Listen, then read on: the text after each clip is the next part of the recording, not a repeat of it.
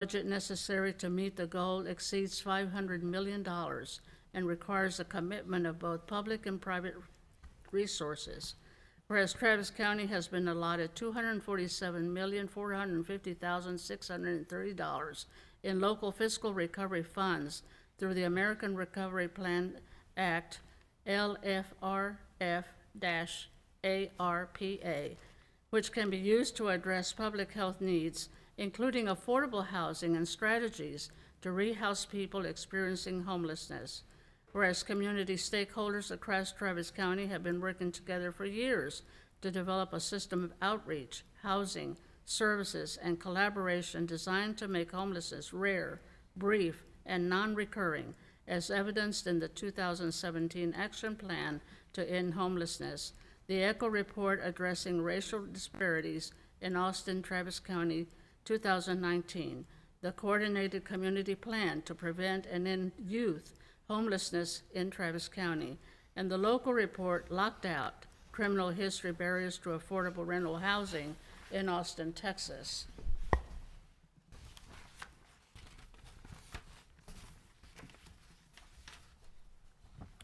Whereas many individual community members have called and written Travis County leaders to urge that Travis County invest at least $100 million of LFRF-ARPA funds to address homelessness. Whereas any commitment of LCRF-ARPA funds by Travis County should be consistent with its financial policies and budget rules for use of one-time funds and must include measurable outcomes. Whereas by acting now with a one-time investment of $110 million to form diverse partnerships with local nonprofits and local developers, Travis County has the opportunity to boldly address homelessness by catalyzing the development of deeply affordable housing units and building a pipeline of supporting housing units dedicated for people experiencing homelessness at the scale needed to help meet the community's goal of rehousing 3,000 people in 3 years. Whereas Foundation Communities and Mobile Leaves and Loaves and Fishes Community First Village have requested that Travis County invest $50 million of LFRF ARPA funds to create the Burleson Village, a new supportive housing community for approximately 700 new residents. And whereas the Austin Area Urban League, Caritas, Family Elder Care, Integral Care, LifeWorks, A New Entry, and Safe Alliance have formed the Travis County Supportive Housing Collaborative and have jointly requested that Travis County invest $50 million of its available LFRF ARPA funds to develop new affordable supportive housing communities at different geographic locations across the county for approximately 1,000 new residents. Whereas the Others Foundation has successfully operated Camp Esperanza and is moving forward on its plans to construct 200 tiny homes at that site that will provide shelter for an estimated 300 persons and will include supportive services and rental assistance with a goal of rehousing 400 to 475 persons per year in partnership with Sunrise Church, Integral Care, and Travis County Constable Precinct 3. Whereas Foundation Communities has invested $20 million in its Juniper Creek Apartments project to provide affordable housing resources for 100 formerly homeless families with children, and has committed to connecting these families to case management and supportive services to include child care and health care, and is in need of community partners to complete its project. And whereas support of Burleson Village, the Travis County Supportive Housing Collaborative, Camp Esperanza, and Juniper Creek will create the Travis County Supportive Housing Initiative pipeline to deliver 2,000 deeply affordable housing units. And whereas community engagement on these projects has already begun and additional opportunities for public input are planned, and public hearings will be held at the time that each of these individual projects are brought before the court for consideration and approval. Now therefore, be it resolved that the Travis County Commissioners Court earmark $110 million of LFRF ARPA funds to create the Travis County Supportive Housing Initiative Pipeline, TC SHIP, including but not limited to $50 million for the Burleson Village, $50 million for projects to be developed in partnership with the collaborative, $6.5 million for the Juniper Creek Apartments, and $3 million for Camp Esperanza. And I would move to approval. Thank you. Commissioner Howard? I'd like to second that motion, but I'd like to make some amendments first. Sure. And so, however procedurally we do that, the amendments I would make are an additional, first of all, thank you, Commissioner Gomez. This is bold, and we need to do this. I wanted to underscore some of the engagement, some of the intentionality, some of the transparency, some of the work that this community needs to do. And I'm delighted that through this project, we can lead on that work. So before the last whereas, I'd like to insert another one that says, whereas it is crucial to the success of our system that each of these projects engage stakeholders with lived experience and people who have been impacted by homelessness, community organizations, and the Leadership Council, which is the governing body of our continuum of care across Travis County, so as to collect adequate input and ensure equitable outcomes for all investment of public funds. So with that as a goal also, I'd like to add a couple of be it further resolved statements. Can I just ask real quickly, is that referenced in the amended document you handed out? Because I wasn't sure I was hearing what you just read. Yeah, it's Yes. the blue part. Oh, it's the blue part in the whereas, okay. And now I'm going to go to the bright red, be it therefore resolved, that prior to seeking final budget approval from the court, all of the projects shall complete our community engagement process in accordance with Exhibit A, which is simply a list of questions that have to do with transparency, cultural competency, community involvement, and contingent, as Commissioner Gomez alerted all of us, that we can only do this if the federal dollars allow the use for each project and how that project wants to use the money, and to make sure that that's an allowable use. We're still waiting from Treasury on some questions. And so that we would engage in an inclusive process with stakeholders to ensure equitable outcomes for the clients and the community and to respond to those questions. Be it further resolved that projects must be culturally competent, equitable, and intentional in addressing racial and other disparities in treatment and service, including providing adequate infrastructure for people with disabilities, for elderly people, for trans and non-binary people, and people with special needs, and formerly incarcerated people. And lastly, be it further resolved that projects must coordinate with the Austin-Travis County Continuum of Care and serve Continuum of Care clients in order to build out a community-wide system and support ongoing work by Travis County to address homelessness. And so is that a friendly amendment? I accept those amendments. They are friendly, yes. Great. So we have a motion from Commissioner Gomez, a second from Commissioner Howard, and we can go to discussion. I do want to note that we've got, let me just read out the list of the folks that are going to kind of give more detail about this proposal. Foundation Communities, Walter Moreau, and Mobile Loaves and Fishes, Alan Graham, I think are here and could have a 10-minute presentation they can give to flesh out some more details. Same with the collaborative, a 10-minute presentation including Susan McDowell of LifeWorks, as well as Austin Area Urban League. Quincy Dunlap will appear via WebEx. A new entry, Pete Daniels, will appear via WebEx. Integral Care, Safe Alliance, Caritas of Austin, LifeWorks, Family Elder Care, and then finally, Civilitude, Connor Kinney would give some sort of wrap-up in more details. So commissioners, obviously, welcome to speak now, or if you want to hear kind of what they say and ask questions, however. I did have a Y'all wanna do question that is really a clarification on the Sure. motion. When you read one of them referenced Exhibit A. I wasn't sure which. Is that in the resolution itself, or was it in the amendments? If you just keep going, the last page. No, I see Exhibit A.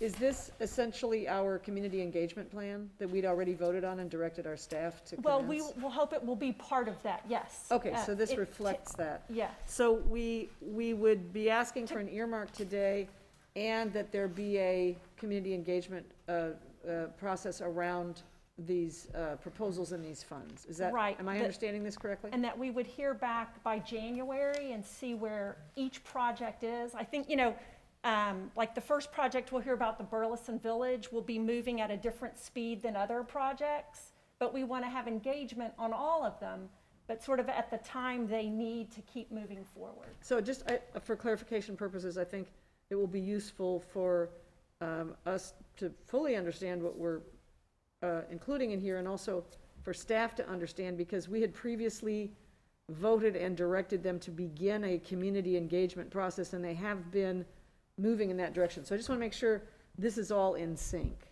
Commissioner Shea, I don't want to speak, for the staff. This is not their engagement plan. This is an engagement plan, I think, that's important to the community, and we'd like to work with the staff to see how to, implement this type of plan.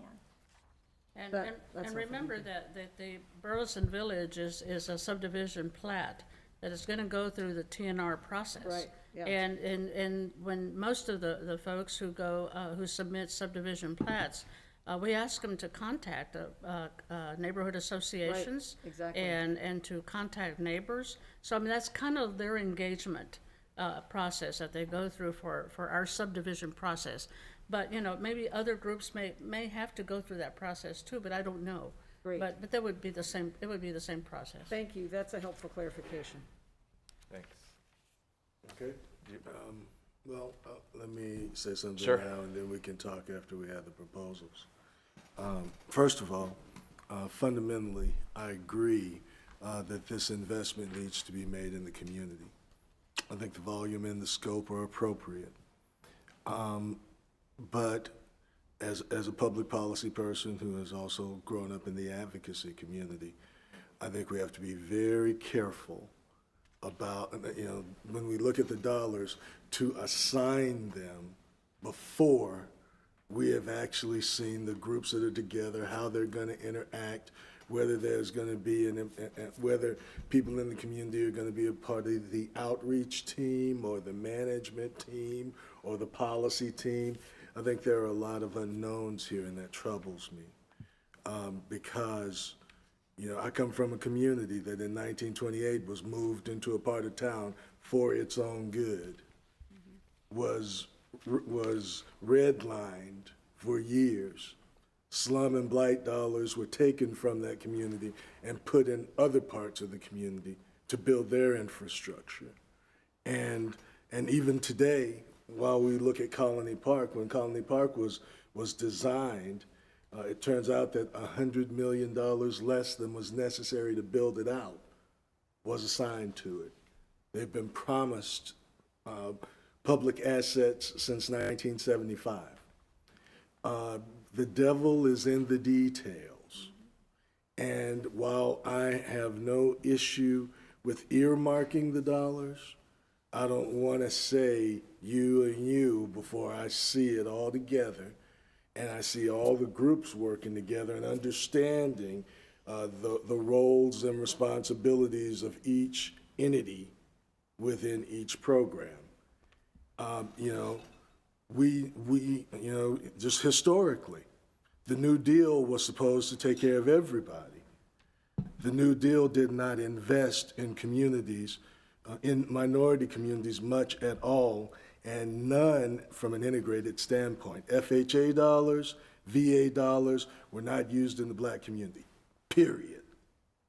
The Great Society, you look at fair housing proposals, they did not address the poverty that still restricts my community.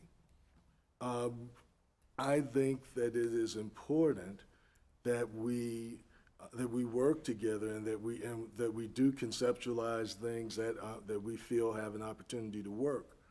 But I feel that we have to be careful and make sure that work plans are designed that not just do something for the community, they do something with the community. What does the public education process look like?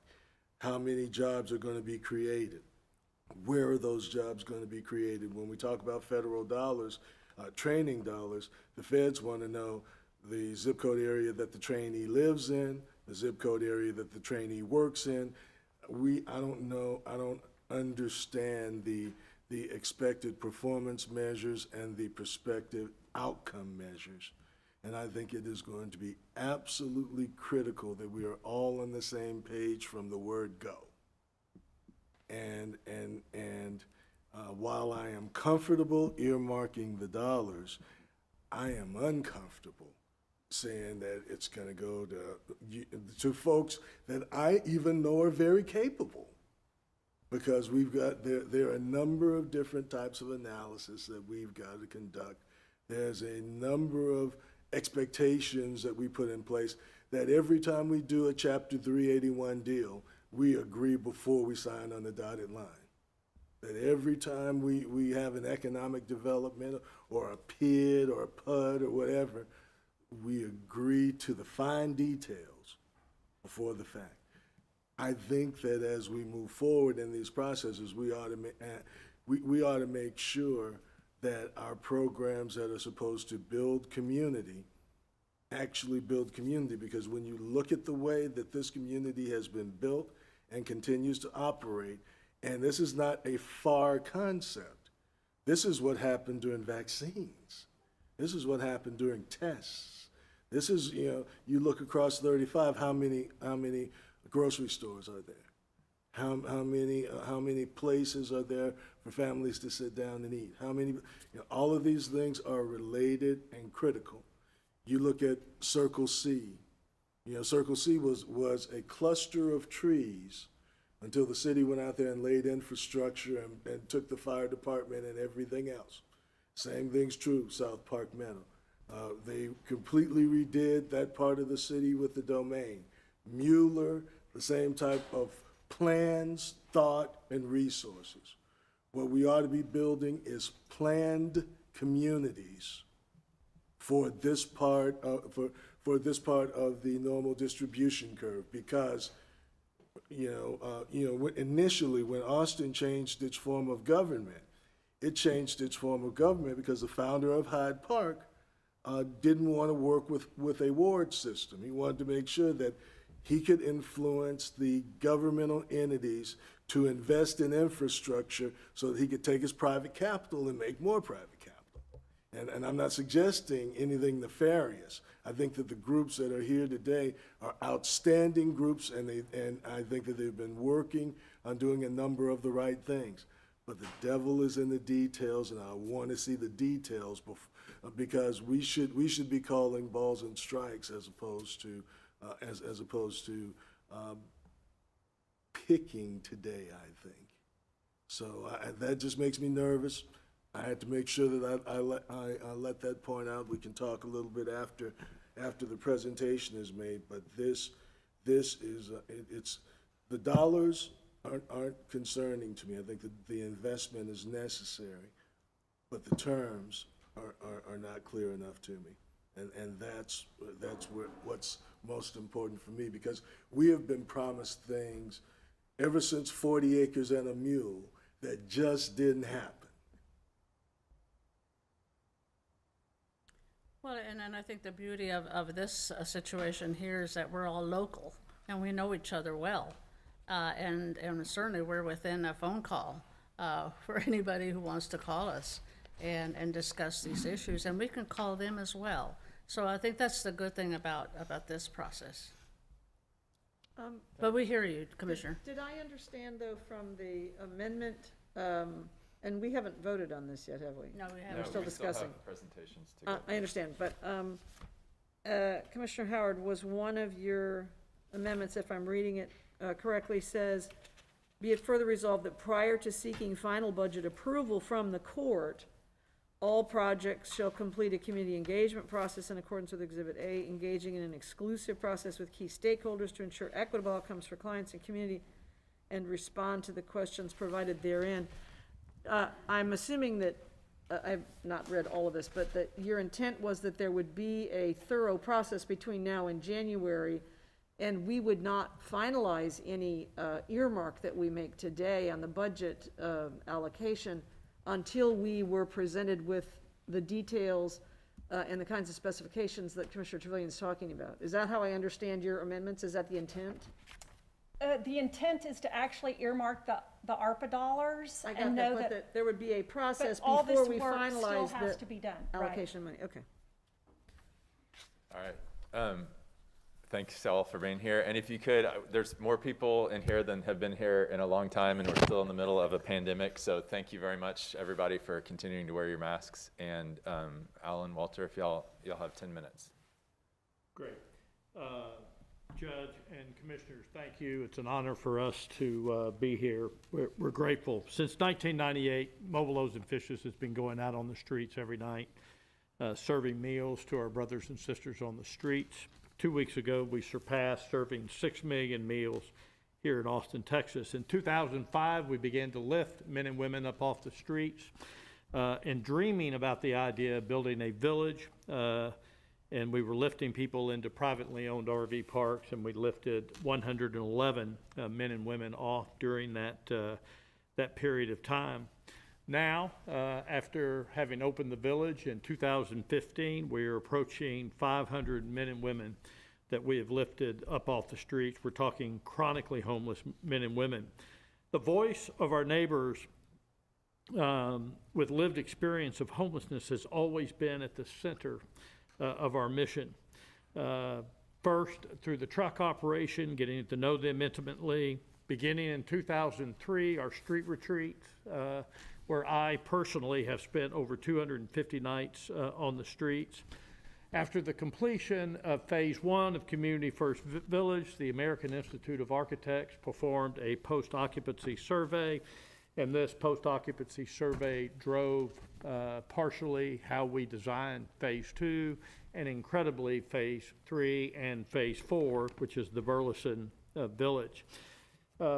Incredibly, as part of our listening to the voice of our neighbors, we instituted a design build project for Phase 2, where we selected 5 of our neighbors to work with architects and builders to design their own home. And those homes have been designed, and our neighbors are now living in them, and they are our seed neighbors in Phase 2. Our partnership is broad and deep across just about every section of our community, and we're excited to be here, and that includes all the work that we have done in many of the camps that we have worked with. Currently, we have 51 acres at 9301 Hogeye Road in Precinct 1. It opened in 2015. We have 300 neighbors living in that village. When Phase 2 of this development is complete, we will have 535 homes. This is an image of the village that was taken a couple of months ago. A little bit of data. We are serving the most vulnerable, chronically homeless in our community. Average age is 58 years old. Average time on the streets is 10 years. 65% are managing 2 or more chronic health conditions, and the average age of death is just under 60 years old. 75% of our population are male, 25% are female, which virtually represents what's on the streets. Of the races, 60% are Caucasian, 28% African American, 11% Hispanic, and the balance Native America, Alaska Native, and Asian. In the coordinated assessment realm, a third of our population are in the 13 to 17, the high vulnerable range. 45% are the mid-range, 8 to 12, and a little over 20% are in the low, less than 7%. I would also say that Community First Village is a powerful diversion program, setting folks into a supportive community and keeping them out of jail and prison. Community is the ultimate diversion opportunity, and when you are fully and wholly loved, you desire to remain in community with those who care for you. We are absolutely excited to be partnered with Foundation Communities. We consider this organization to be at the pinnacle of affordable housing developers in the United States. Our two organizations have worked together quite a bit over the past 10 years in a number of different ways, and we lean into each other when things like Ice-Mageddon and other issues come together to see how the other is handling those. Founded in 1990, they provide attractive homes and free on-site support services for thousands of families, veterans, seniors, and individuals with disabilities. And they own and operate over 23 communities all over Austin and in North Texas. Burleson Village is located at 7905 Burleson Road in Precinct 4. It's 76 acres. Our plan is 700 new homes for the most vulnerable neighbors, 600 tiny homes by Mobile Loaves and Fishes, and 100 supportive housing apartments by Foundation Communities. The funding that's requested is $50 million, $35 million of which will go to Mobile Loaves and Fishes to build all of the infrastructure, the roads, utilities, fiber, all the things that we need to operate a village, pad sites for all of our homes, plus several of the supportive buildings that will house staff and partner agencies and other programs, plus $15 million for Foundation Communities' 100-unit development. The total capital budget for Burleson Village, built on decades of experience by us and Foundation Communities, is just shy of $100 million. The remaining funds will be raised privately. We have a history, both organizations, of over-delivering on all of our commitments. But in addition to to the Burleson, there is also Phase 3 immediately across the street from Phase 1 and 2, which are also in the permitting process with the City of Austin and Travis County. This $50 million investment will no doubt unlock at a very minimum another $50 million in private funds. And we're anticipating actually another $100 million. And as everybody knows, we have a long, very solid track record of raising funds privately. The 76 acres of land is already acquired. It has an estimated value currently of about $15 million. It's located approximately 3 miles east of I-35, 1/8 mile west of Highway 183, with easy access to bus service, employment, and other services. The property is in Travis County and the extraterritorial district of the City of Austin. You can see from this site plan that what our proposal is. This is in the permitting process. We have been going back and forth with the city and the county on the commenting. We expect to have a permit sometime prior to summertime next year. You can see on the back side of our property is 25 acres that fronts on Onion Creek. And as part of this proposal, we are offering to donate that 25 acre land to finish out the Onion Creek Greenway. This appears to us to be the last tract in that unbelievable puzzle that you guys are putting together on the Onion Creek Greenway. And we're looking forward to being a part of that. It's a beautiful piece of property. The Burleson Village amenities and supportive services will include physical and mental health care, substance use recovery, work opportunities, case management, an organic farm, community kitchens, gathering and community building spaces, aging in place services, and restorative justice services. These are all services that currently exist at the Community First Village on Hogeye Road, and we're working very aggressively with all of our partnerships. We have a number of partnerships throughout the city. There are over almost 40 different agencies that funnel our neighbors into our village currently. Several of those have full-time staff on site, particularly integral care and family elder care. Our onboarding process begins with the continuum of care and the coordinated assessment process. So we're excited to continue that and even jump in deeper to provide all of the data that we have that's out there. We want to thank you. We're honored to be here. We believe that in order to get down the road where we need to be, not only do we need short-term strategies, but we need long-term strategies. I will tell you that what we're proposing will be here 50 and 100 years from now. So I honor you for making this investment. Thank you all very much. Thank you, Alan. Walter? Thank you. Walter? I'm Walter Moreau, the Director of Foundation Communities. Thank you, Judge and Commissioners. Thank you for really recognizing that supportive housing and services are really the key to helping us address homelessness in Austin and help people. We're excited to work with Mobile Loaves and Fishes. We've over the years traded a lot of residents, and this will be our 9th supportive housing community, and we're excited to be able to share programming and work on services together. I just wanted to briefly touch on our Juniper Creek Apartments, which is designed as supportive housing for families with children. We currently serve about 150 families with kids that have been homeless, often referred by ECHO, by the Salvation Army, Rathgaber Village, by the SAFE and other groups. That program, we have the greatest wait list. We typically get 3 applications a day from families in crisis situations. And every week we only have 1 or 2 available apartments that turn over, and it's a very challenging choice to decide which family gets in. So our board is really committed to how do we expand that program. Juniper Creek is 5 acres of land that we already own. It's on North Lamar between Breaker and Parmer. It's adjacent to our Laurel Creek Apartments, which are about ready to open. We're going to start pre-leasing in November.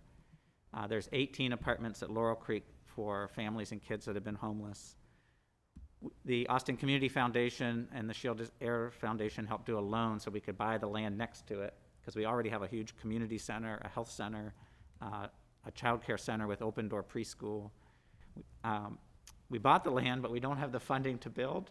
So the $6.5 million request is extremely exciting, because that really plugs the gap that we've got to get that program, that Juniper Creek, underway. It'll be about 100 apartments, 20 at all times for families and kids that have been homeless.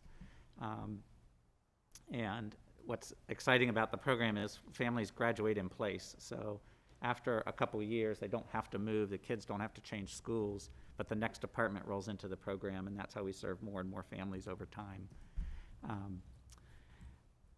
Thank you for making this investment today. We're really excited and happy to answer any questions.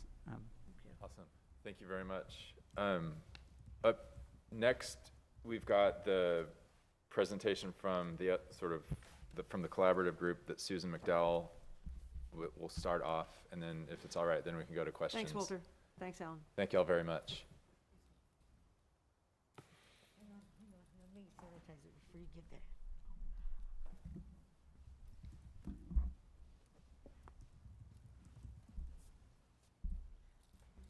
You're welcome.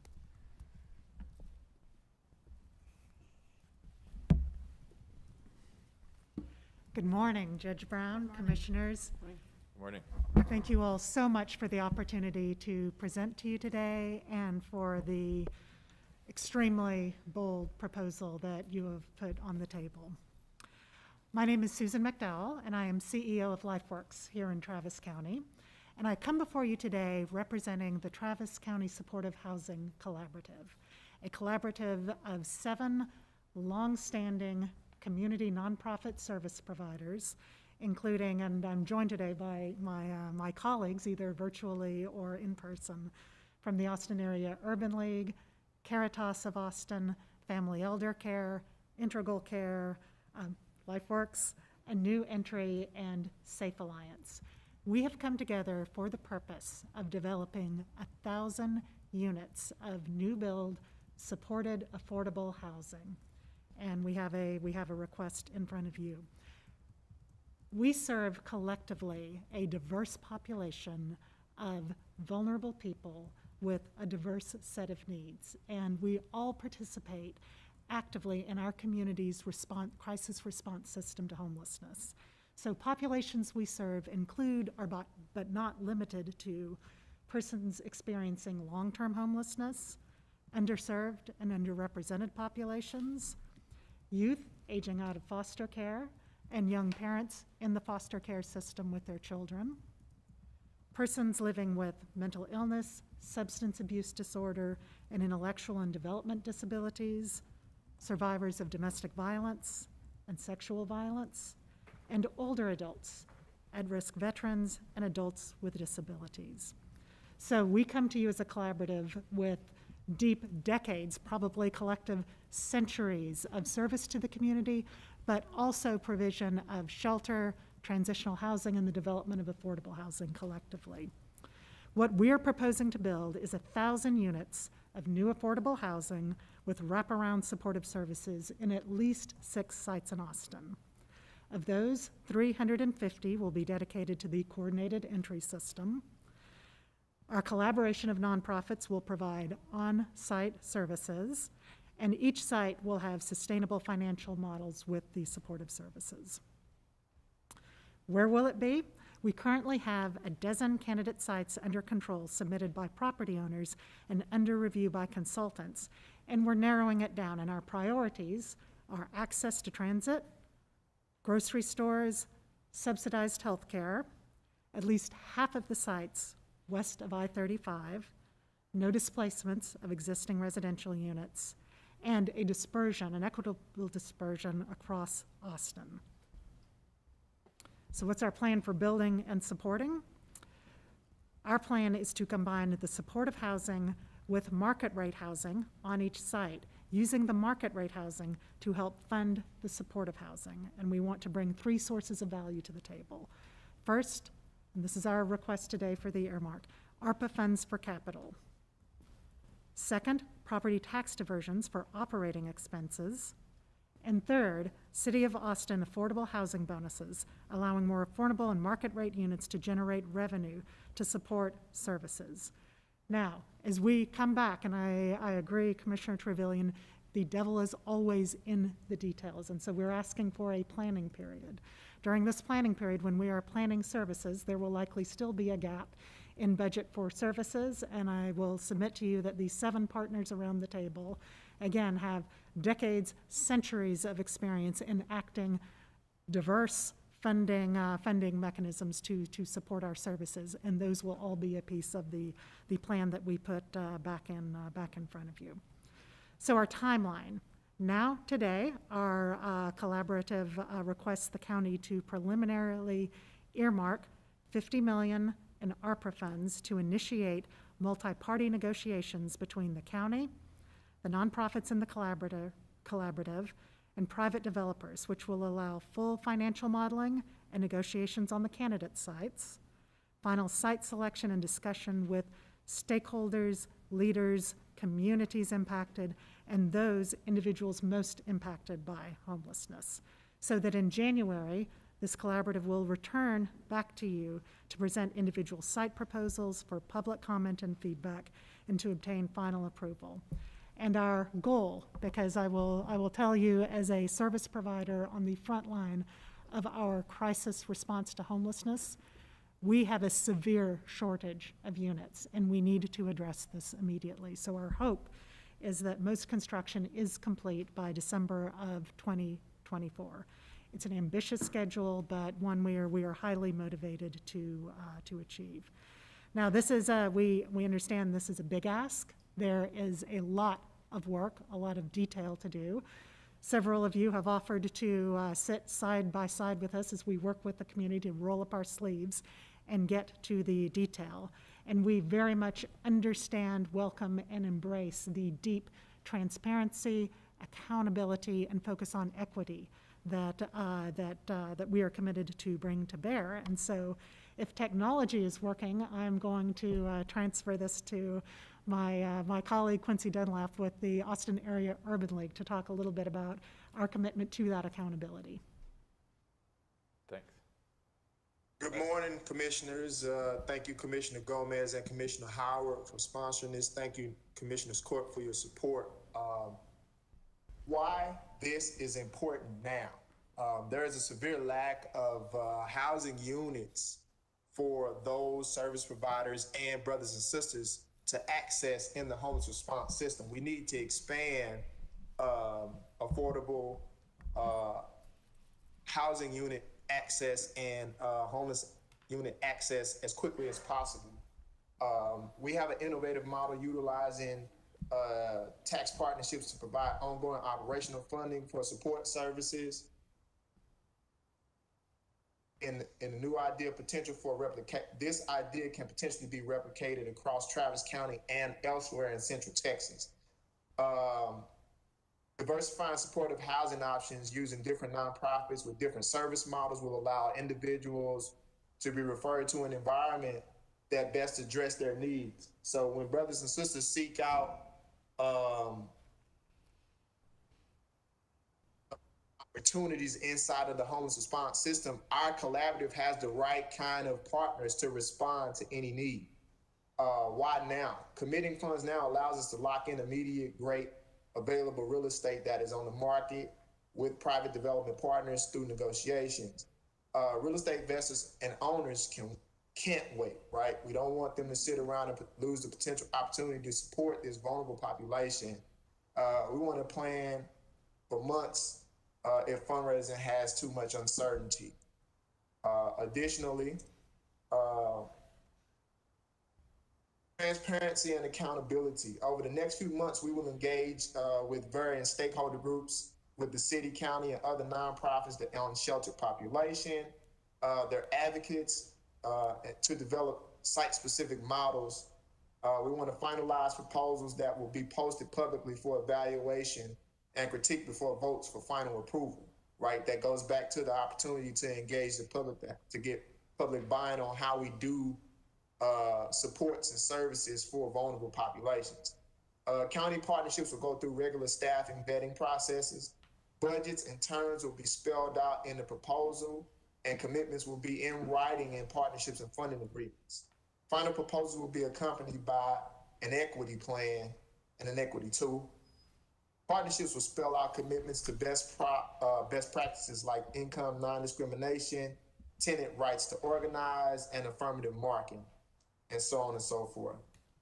The equity assessment process and the equity evaluation tool. For the final proposal brought before the county in January, the Travis County Supportive Housing Collaborative will integrate an equity assessment process and an equity evaluation tool to ensure that our development project will increase equity in the following areas: health and wellness, affordability, access and sustainability, cultural preservation and proficiency, institutional compliance and accountability, and transparency, intersectionality, and community engagement.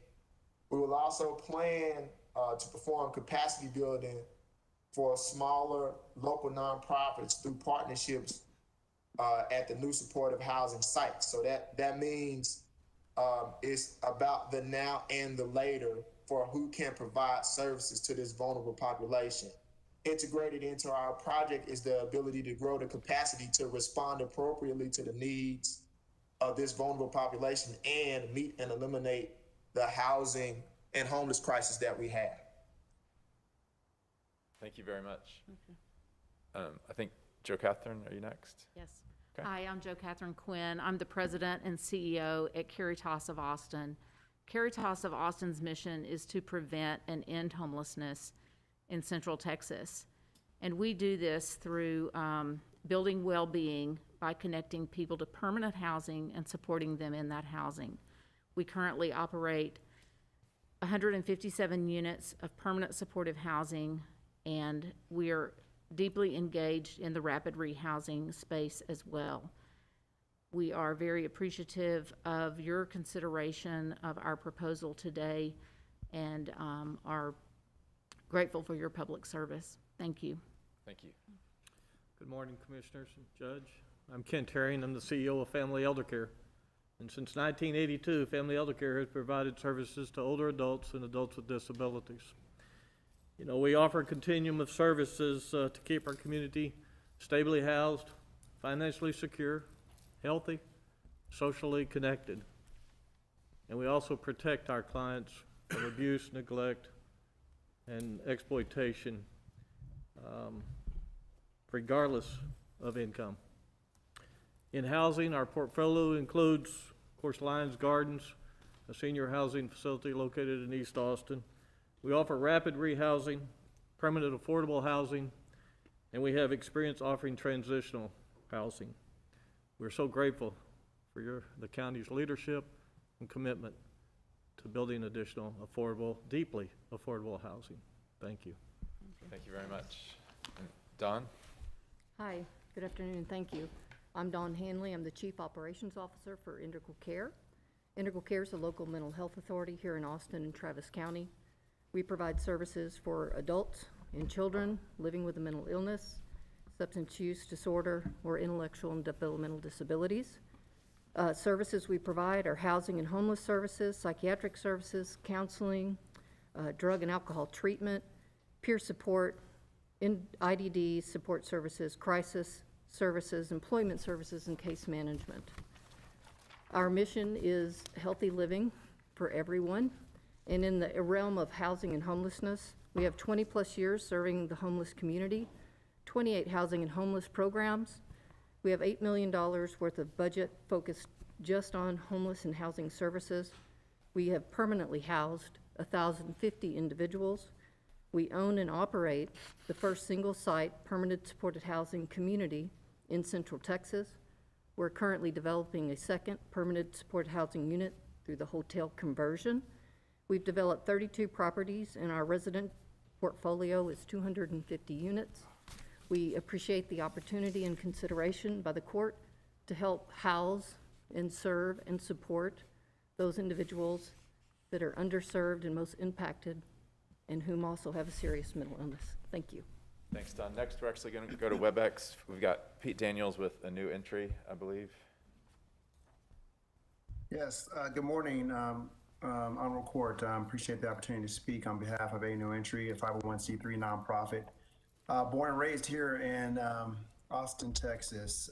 We are a scrappy member of the Black Leaders Collective Homelessness Consortium, and we provide 2 sites right now where we support individuals who are homeless in recovery supportive housing, and then also the only, I think, licensed chemical dependency treatment center exclusively for the homeless in Austin. We've been doing this for 17+ years, flying underneath the radar, so you may or may not know our names, but we've been quietly and discreetly serving our community for some time. You know, the big deal about our organization is we're not just trying to move people around, unfortunately, which tends to be the case. We are really activating the individual to understand who they are and what is their value to the community. You know, if a person can understand their value, their worth, their sense of self, and the passionate person they possess, then they can find themselves as a full citizen in the community. And in connecting with the community, we can actually have resources that have been underutilized, unseen. And so when that person comes through our doors, what we're really looking to do is to energizing them into being fully alive. It just so happens we do that through our homeless services with the recovery supportive housing and with the treatment center. We've been around since 2005. What I would like to say is we represent organizations that are probably oftentimes unseen and don't get a chance to be supported with the kind of capacity they might need to grow up and to provide these kind of services. And so I'm just proud and glad to be a part of this Travis County supportive homeless collaboration, and I look forward to serving. Thank you, Mr. Daniels. I think the last one is Julia Spann. Yes. Hello. Thank you, Judge and Commissioners. I'm Julia Spann, and I'm the co-CEO at the Safe Alliance, and I'm thrilled to be part of this collaboration. We've been doing our work in town since 1974, serving victims of abuse. So the clients that we'll be serving in our part of this collaboration will be victims of violence, kids aging out of foster care, people who have experienced trafficking and sexual exploitation, victims of sexual abuse, dating and domestic violence. We know all of these are both pipelines into homelessness, but also sometimes victims of the abuse while they're homeless. And so we're really excited to be able to provide more housing. We see housing as a violence prevention program.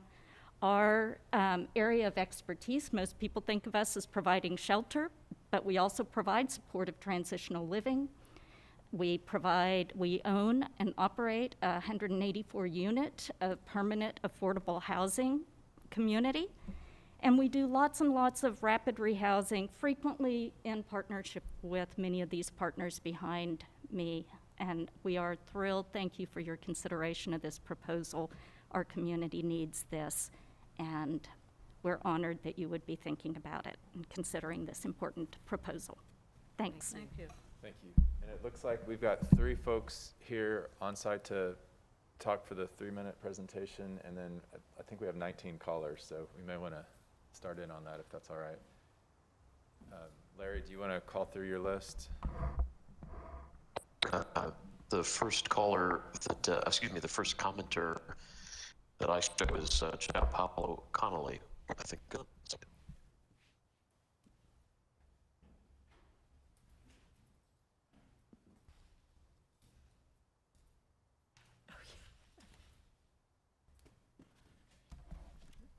Hello, Commissioners.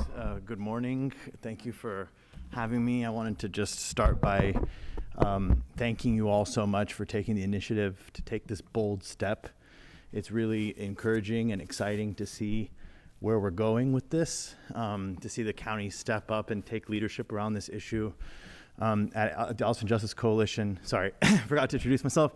I'm the organizing director for the Austin Justice Coalition, and we got together thousands of Austinites who signed a petition asking the county to step forward and do exactly what it's doing today. So we are encouraged to see this.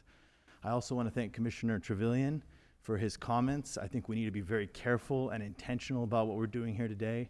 I want to thank Commissioner Howard for proposing amendments that I think really add intentionality and caution around equity in all that we're trying to do to make sure that we do pay attention to those details where the devil resides.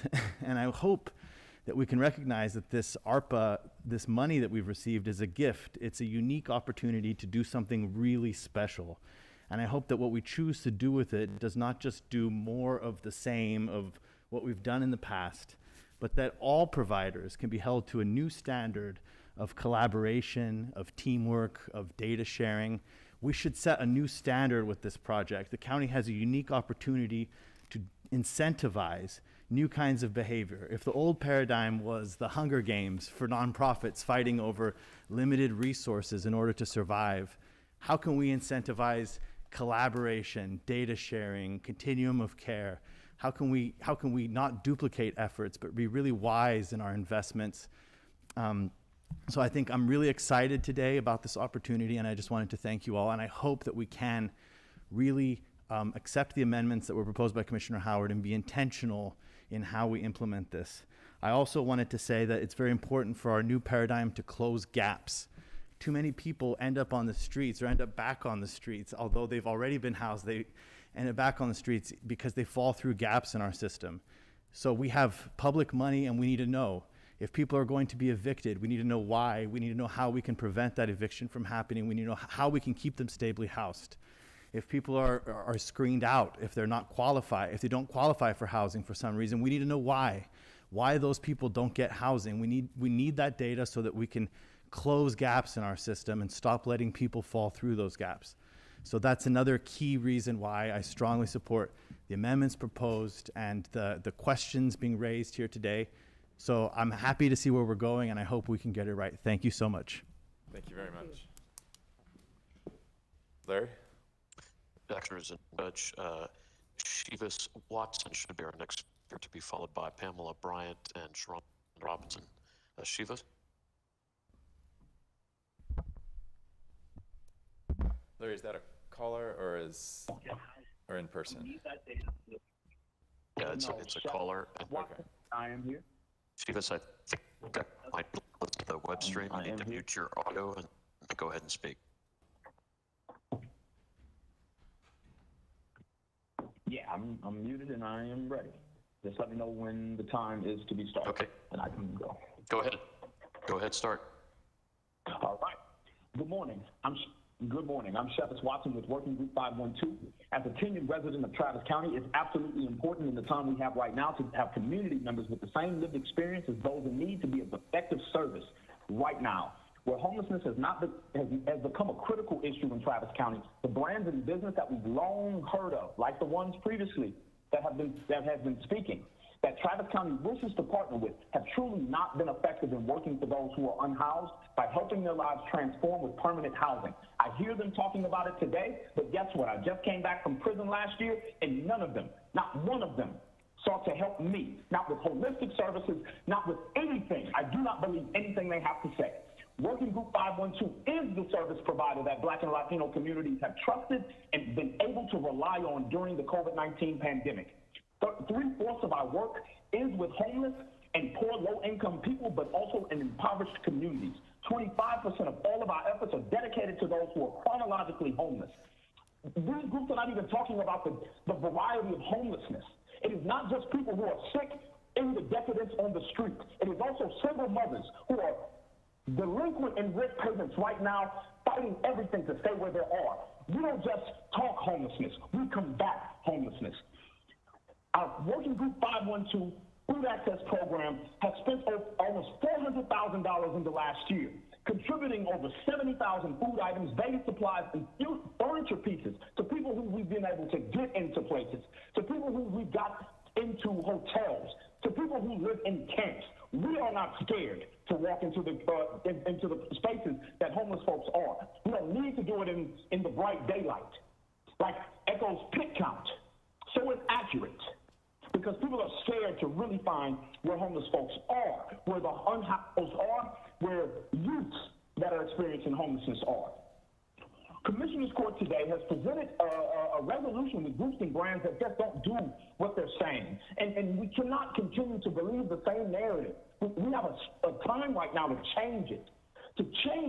I mean, literally, who on the call has the lived experience that I have? Released from prison on May 7, 2020, successfully discharged from parole on April 26, 2021, homeless living out of my car the entire time in between until I finally got out of it in May 2021. And we have run projects, boots on the ground, shovel ready, and with all the data to show results. Any of your groups, I'm wondering, if you got the data, why do we continue to identify youth that are homeless, single mothers that are homeless, elders that are homeless, and people that are truly combating homelessness? We address poverty, as Commissioner Trevelyan had said. And as also said previously, many do not. Many who will get this money from themselves and know nothing about the pipeline of reentry and restoration that it takes for someone unhoused to emerge and develop. Again, I was transitionally homeless. I keep hearing you all say, people with the lived experience have to live from the front. I am asking that you all reserve some time to speak about this afterwards. I can make a full presentation with my board members, and we can find a comprehensive way to collaborate and make the impact desired. Thank you again. Judge, a process question. 512. Oh, I'm sorry. Go ahead, Larry. Judge, I was just going to ask, in my list, the in-person speakers, the on-site speakers show up further down the list, but I can certainly take them first if you'd rather. I'm just going on the order that is listed here. Yeah, I would stick with the order you got there, probably. Okay. In that case, we'll go next to Pamela Bryan on the line. Pamela? Hello. Good morning, everyone. My name is Pamela Bryan. I'm the CEO of Walking by Faith Tourism Ministry. And I would like to thank the Commissioner Gomez and Howard for the leadership on this issue and sponsoring this item. And I also like to thank the Commissioner Court for your support. I am pleased to support the item 37 as an organization that provides hot meals and food and hygiene packages here in Austin, Texas for over like 5 years. And a person that has had lived experience due to homelessness and returning citizen as myself, I believe that that I could, and me and my team could be a big part of helping Austin, Travis County with their homeless population. We have fed over 30,000 people within the 30 years. We also are a peer-driven organization that most of our people we are able to relate to. Each homeless person, whether it's through mental abuse, sexual abuse, or physical abuse. And I just believe it's given a chance. Since we have been working here, I heard a lot of the bigger organizations that go and they do provide the services, but the services don't outlast Walking by Faith Prison Ministry. And I could be a witness to that because most of them leave because people with lived experience are able to reach the people in the community. We also go into the woods. We go everywhere. We serve all types of people in all types of locations. And at the same time, we are able to give them, show the love that other people and the empathy and the sympathy that they're able to need to be able to get new cognitive ways of thinking because we're people that are foot on the ground. And deeply in the housing is just not affordable. It's just not. And most of the people that are homeless are people that are returning citizens or people with mental abuse problems. And so when they get out and people are not able because they got a degree and they can't relate to them due to the lived trauma, they seem to go back into the streets or go into the woods. And our people here in Austin, Travis, are dying slowly. They're dying from people not being able to just reach them and get down with them. So I just wanted to say that we also want the county to ensure that the Black-led service providers, those of who create the sense of community and belonging, that people need to live full lives, are the center of any discussion, solution, and future funding resources that you vote on. We have been providing services often with the support from the public sector. And I also want to thank Mr. Travis for his consistent support. Thank you. Okay. Thank you very much. And my organization is part of the... Thank you, Pamela. Judge and Commissioners, Sharonda Robinson to be followed by Phyllis Everett and then Ebony Trice. Sharonda. Good afternoon, Commissioners.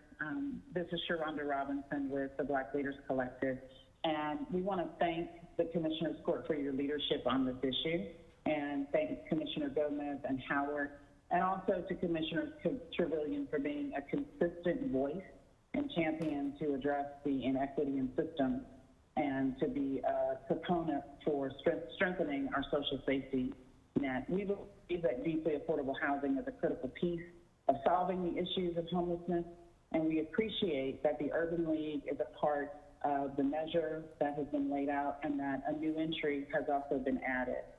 Our work at the Black Leaders Collective is about transformation, and it's about breaking down systems and structures that keep people out. It is unimaginable to us that any solution to homelessness in this community go forward without Black-led service providers and Black leaders at the table. So we appreciate the amendment that you offered, Commissioner Howard, in that regard. The Black Leaders Collective stands ready to provide the leadership and collaboration required to center the community that is disproportionately affected by homelessness. We know that Black people make up 40% of the population experiencing homeless, and we want to work with you to strengthen that safety net. What you'll hear today are from several of the social service organizations that are already doing the work, that are providing, you heard from Pamela just a moment ago, that are providing the transitional housing, meals, hygiene, and safety kits for people experiencing homelessness. And what we're asking for from the court is to consider these groups as part of the solution to address homelessness in our community. The racial inequity that we see in our system will remain if we do not include Black-led service providers, Black leadership, and Black thought as part of the mainstream to have access to these resources.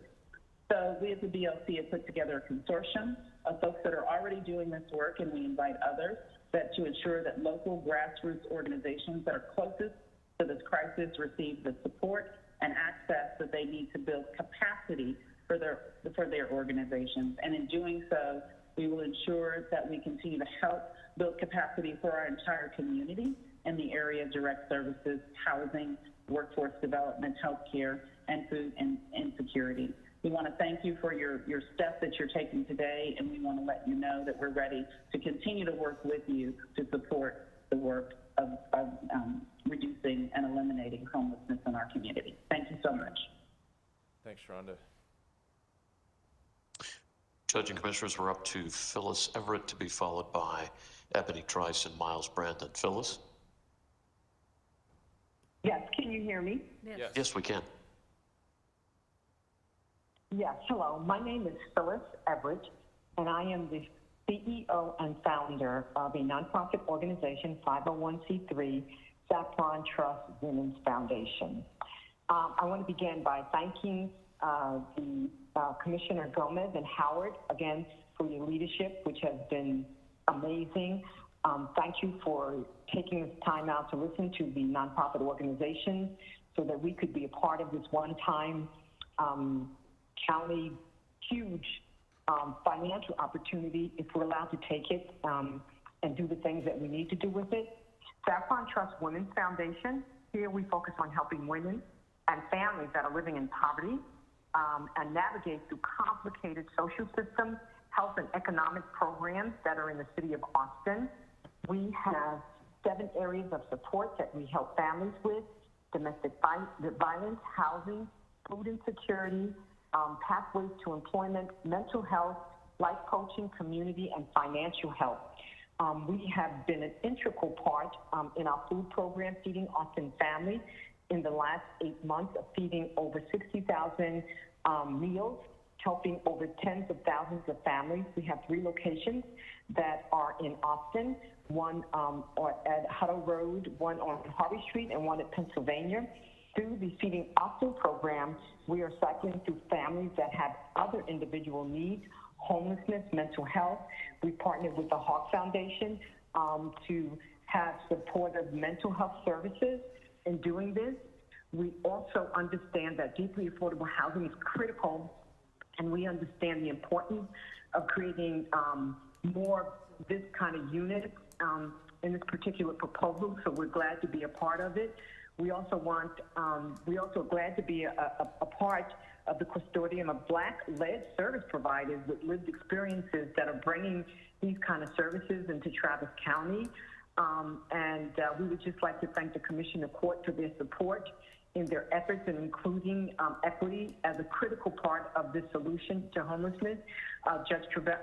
Commissioner Trevellini, really want to thank you for your continued support in the community, and just want to say thank you for being a part of this collaborative. Thank you. Judge and Commissioners, Ebony Trice, to be followed by Miles Brandon and Peter Daniels. Ebony? Hi, this is Ebony Trice. Can you hear me? Yes. Hi, I'm Ebony Trice, the CEO and founder of a nonprofit organization, 501c3, named Mission Accomplished, which has been in existence and doing work in Austin since 2014. Thank you, Commissioner Gomez and Howard, for your leadership on this issue and sponsoring this item.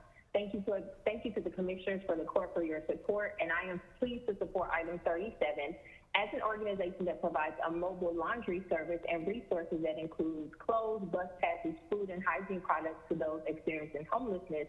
Our work is done on the street. So we're building relationships by listening to those in need and connecting them with the resources that they're needing, such as collaborating with other Black-led organizations, such as the African American Youth Harvest Foundation, which connects with the youth as well as mental services, the upcoming men's health clinic. We are also wanting to highlight the structural inequities in our homelessness system. Yes, affordable housing is critical. However, before you can even put someone into a home, we must meet those basic human needs. We also want the county to ensure that Black-led service providers, those of us who create relationships within the communities that we serve, are at the center of any discussion, a solution, and even future funding when you vote on anything. We have been providing services often without support from the public sectors. We appreciate Commissioner Trevellini for his consistent support of equitable solutions in the public sector.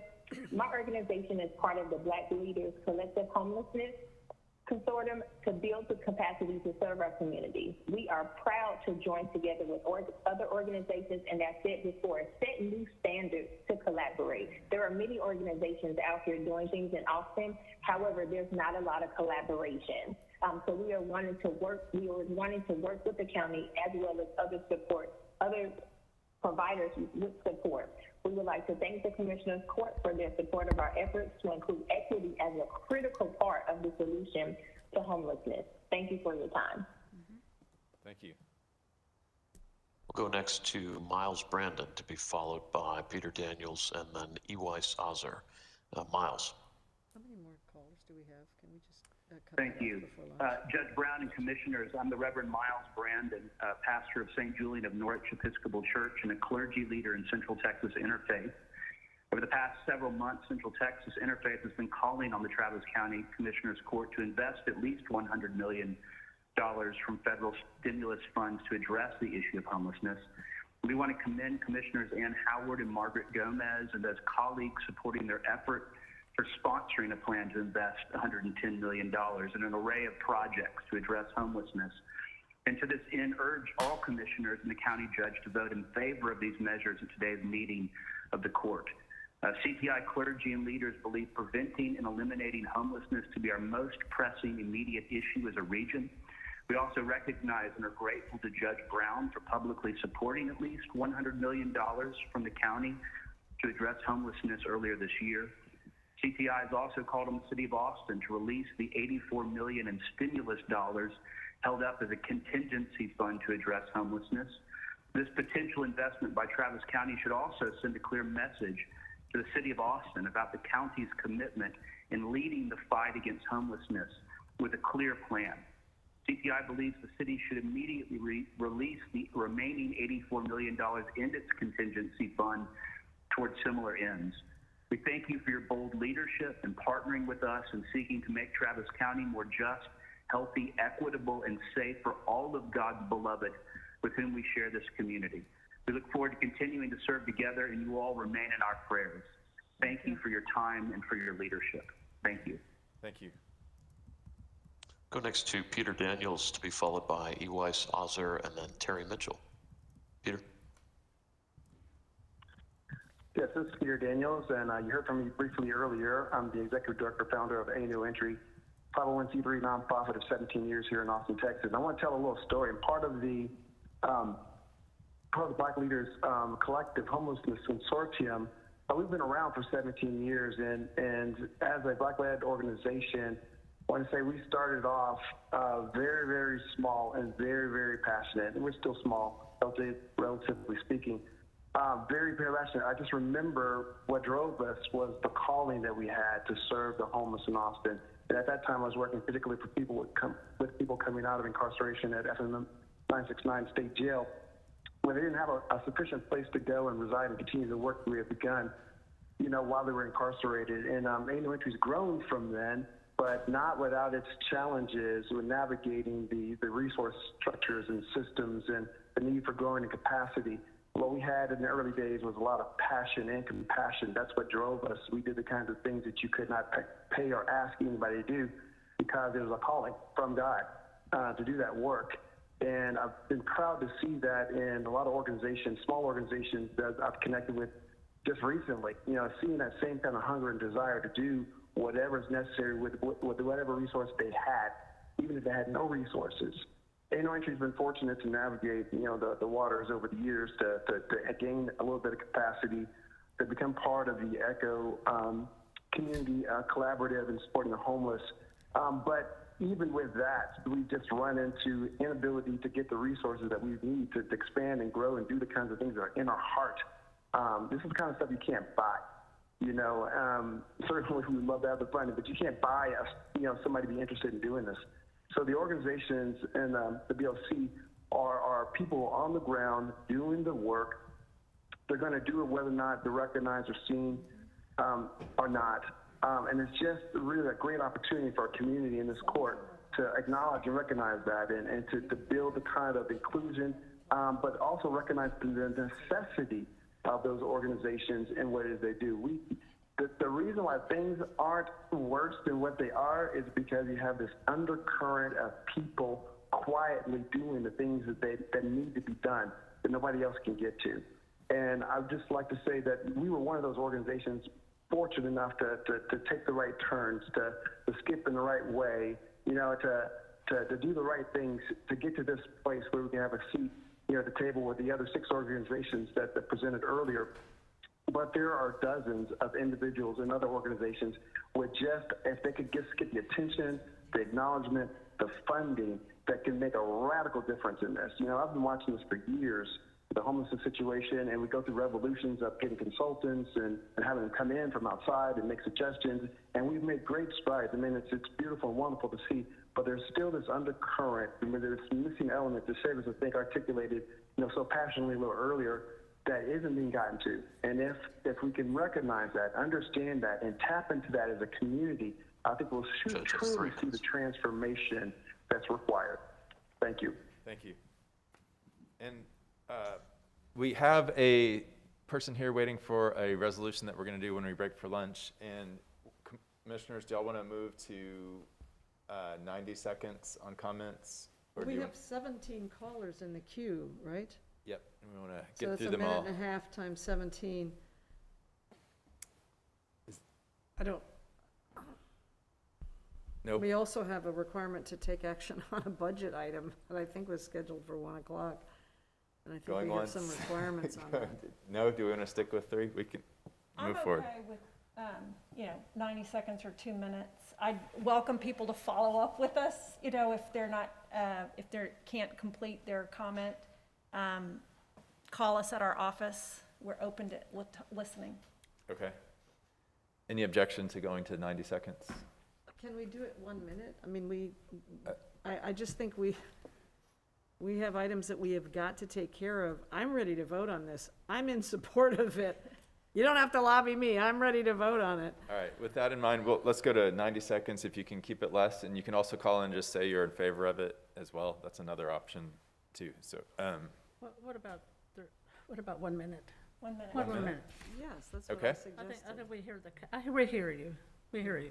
any objections to 1 minute? No. Okay. All right, Larry, let's go on to the next caller, please. All right, Ewise Azar is next, followed by Terry Mitchell and Anthony Jackson. Ewise?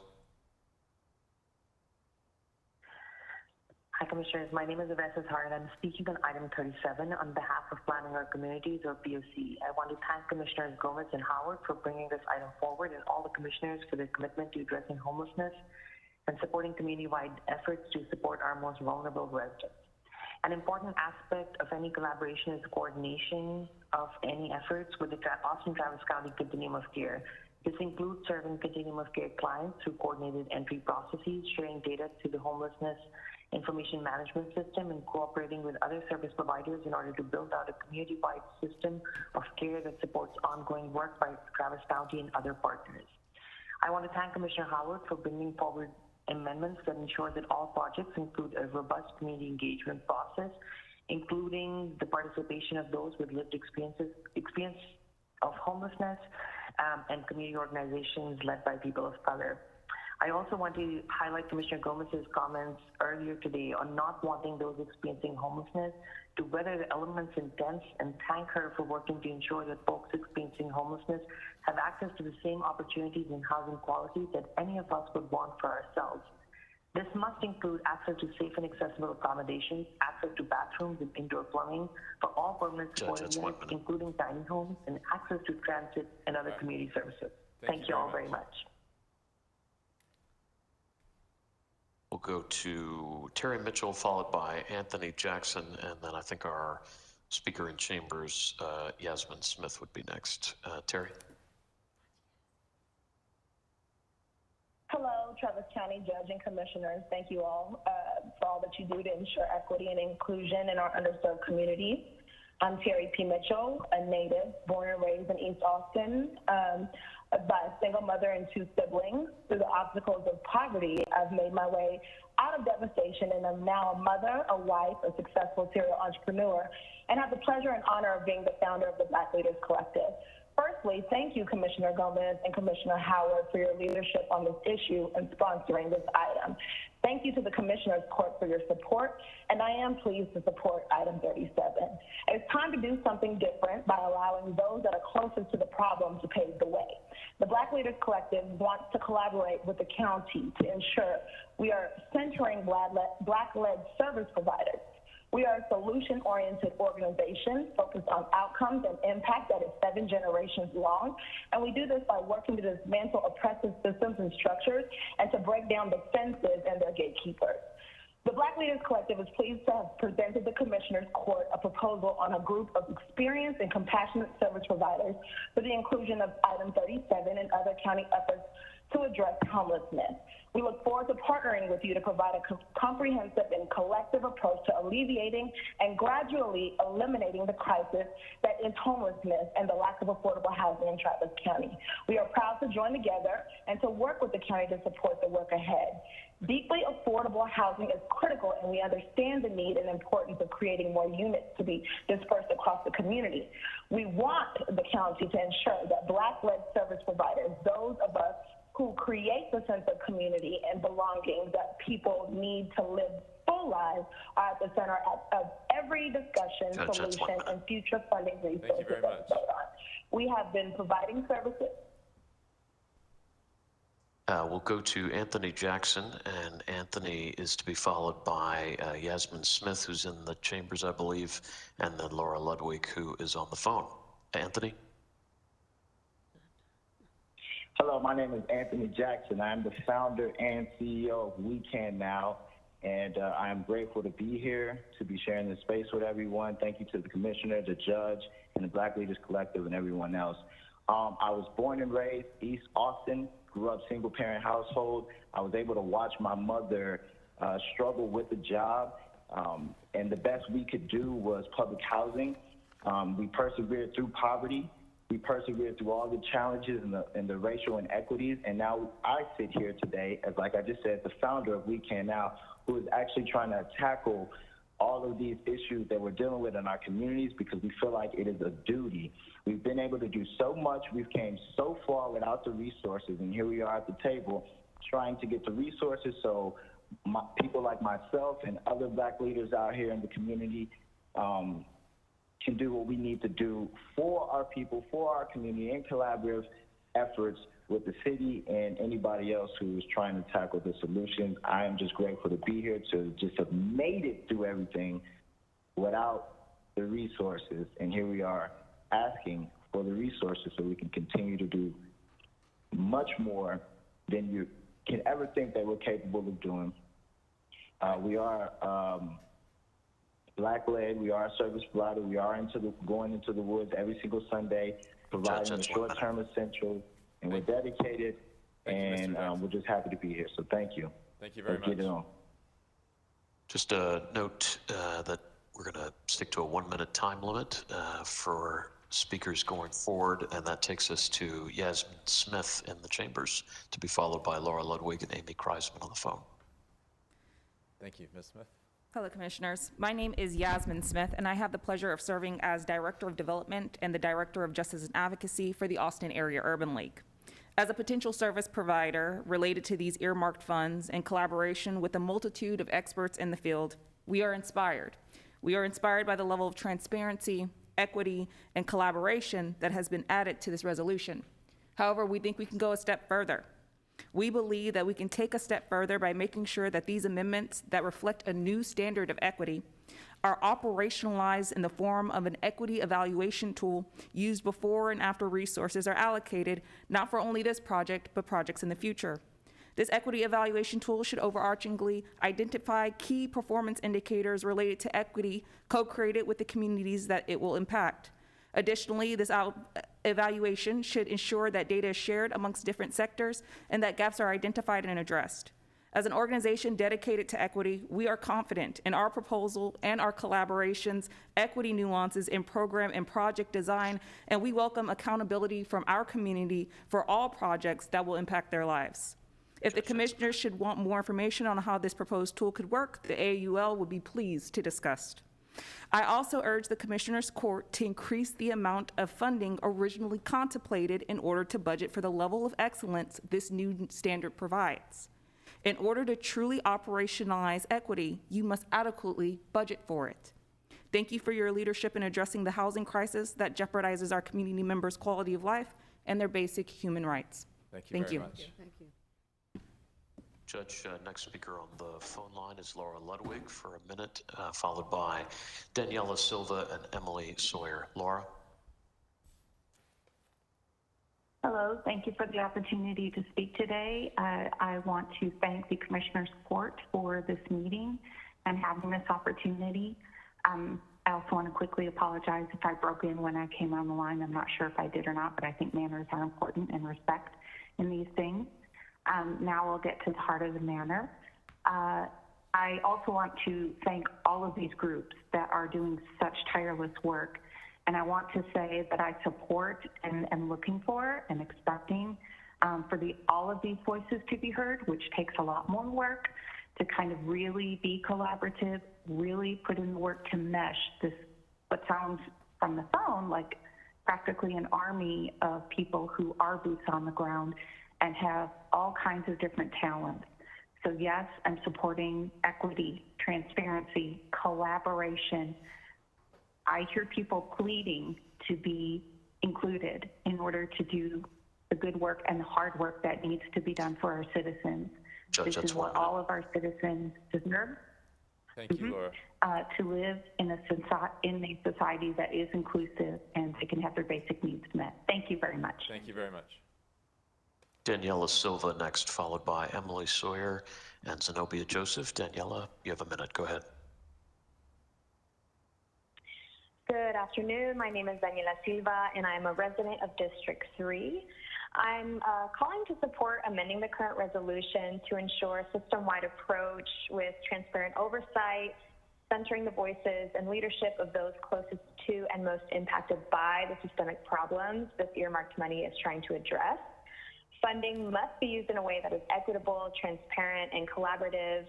Every project must engage stakeholders, including people with lived experience and who are impacted by homelessness, BIPOC-led community members and organizations, and leaders in the current homelessness response system. I also believe that vendors and service providers that will receive public funds should be accountable to the community and to the clients they serve, and specific recommendations for these vendors and service providers can be found through Austin Justice Coalition. Thank you. Thank you.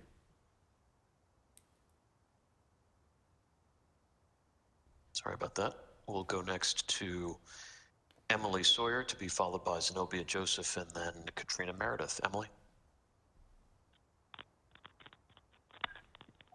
Yes, hello. My name is Emily Sawyer. I live in Travis County, and I'm calling regarding item 37. Thank you to everyone for making historic investments in housing and services for our neighbors currently living unhoused.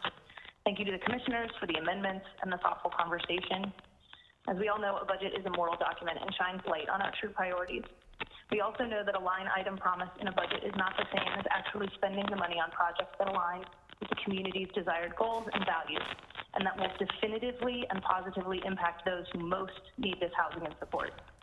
It is important that every project approved by you for use of these funds ensures a system-wide approach, centers the voices of those closest to and most impacted by these systemic issues we are working to address, and good intentions and half measures are not acceptable. So we look to you, the commissioners, to take the lead and listen to the community and approve projects that will equitably and in a targeted fashion impact our houseless and housing insecure neighbors. Thank you. Thank you very much. Going next to Zenobia, followed by Katrina Meredith, and then Speaker in the Chamber, Chris Harris. Zenobia?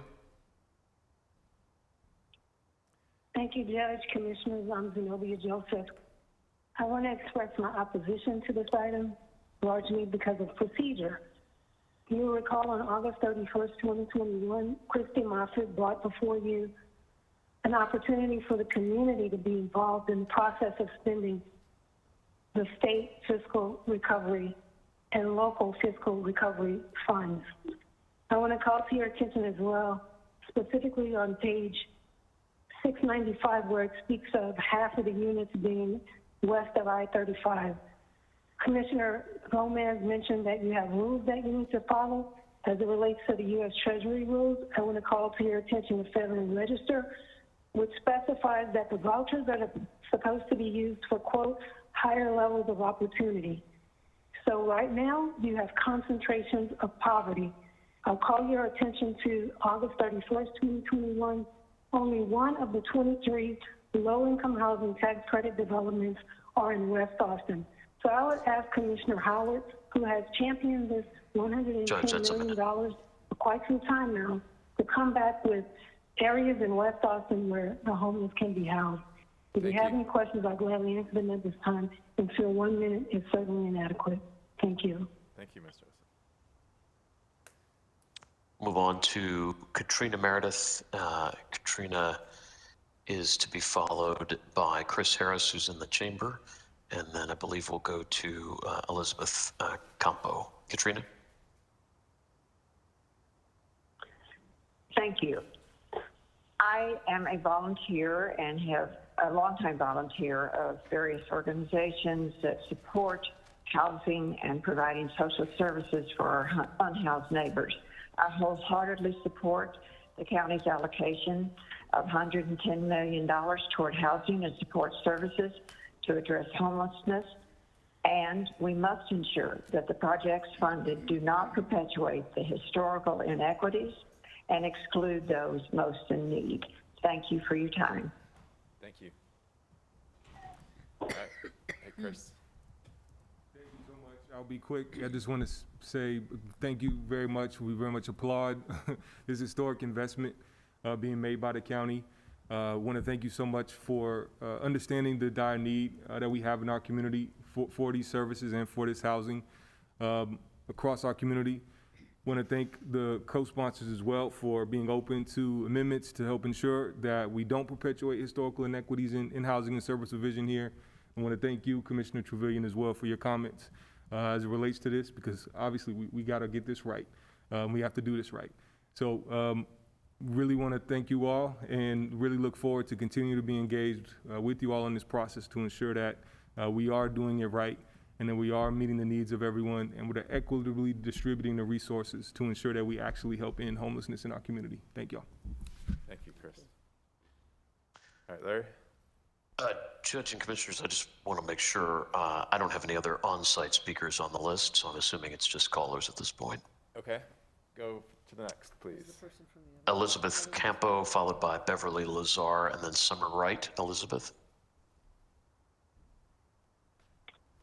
Hi, good morning. I'm just calling to reinforce the sentiments of many of the callers to ensure that these funds are allocated in a transparent, collaborative way that centers people with lived experiences, as well as Black, Latino, and person of color-led organizations.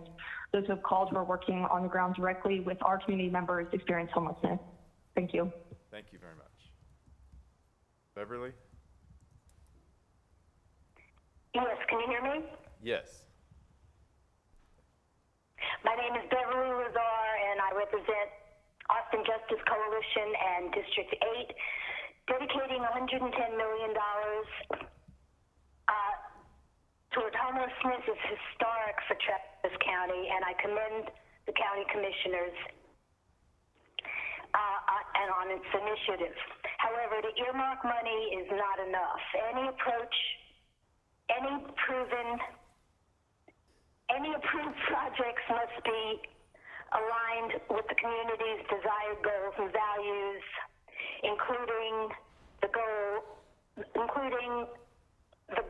of equitably housing at least 40,000 unhoused people in the next 3 years. You must amend the current resolution to ensure a system-wide approach with transparent oversight, centering the voices and leadership of those closest to and most impacted by the systemic problems we are trying to address. Every project must engage key staff holders Judge, that's time. with lived expertise. Summer Wright, followed by Sabrina Creighton and Marianne Ramirez. Summer? Hi.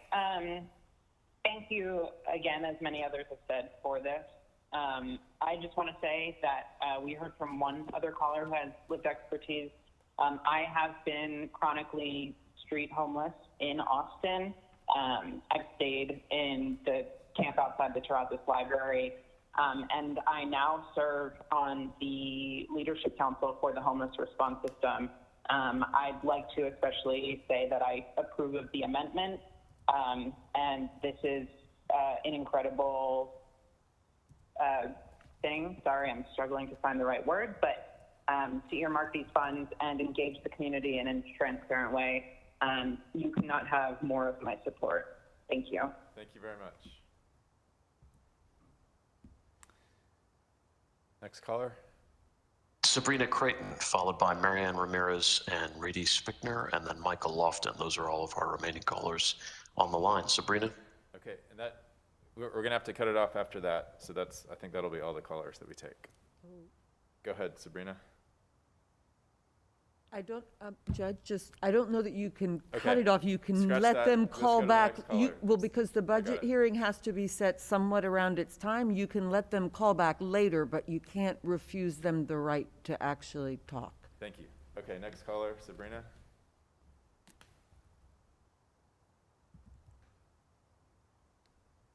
Sabrina Creighton, are you on the line?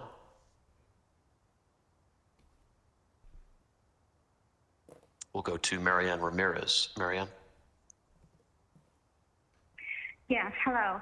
I just wanted to let you know that I have been helped and so heartily supported by the Working Group 512. Let me tell you, they are the actual working boots on the streets of Austin, actually. How many other agencies and nonprofits can say that? They can't. But this group can actually say that. They have helped single mothers buy baby supplies. They have provided food, direct cash assistance. They have provided housing, hotel bookings, especially during the COVID-19. I was one of them. I was stuck and I had no housing during that time. So they are the service provider that the Black and Latino communities have trusted and been able to rely on, especially during the COVID-19 pandemic as well. Three-fourths of our work is with the homeless and poor. Hello? And the low-income That's people. time, Judge. Also, 25%. Thank you very much. Okay, next caller. Reedy Spickner, and then Michael Lofton. Reedy? Okay.